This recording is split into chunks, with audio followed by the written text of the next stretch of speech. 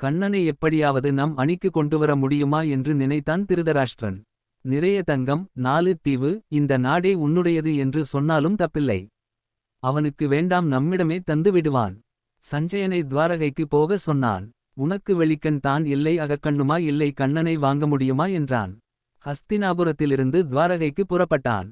துவாரகையில் கண்ணன், அர்ஜுனன், பாஞ்சாலி, சத்யபாமா நால்வரும் ஓர் அறையில் பேசிக் கொண்டிருந்தார்கள். யாரையும் உள்ளே அனுமதிக்கவில்லை.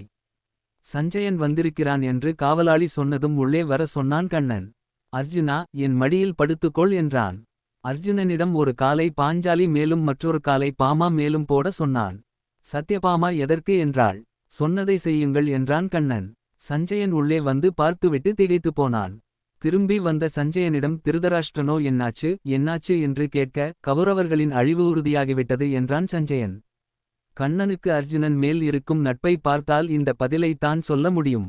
திருதராஷ்டிரன் நினைத்த காரியம் நடக்காததால் சங்கடப்பட்டான். சஞ்சயன் ஒன்றை பத்தாக்கி சொல்லுவான் என்று கண்ணனுக்கு தெரியும். இதற்காகவே கண்ணன் செய்த சம்பவம் தான் இது. கண்ணனின் கணக்கு சரிதான்.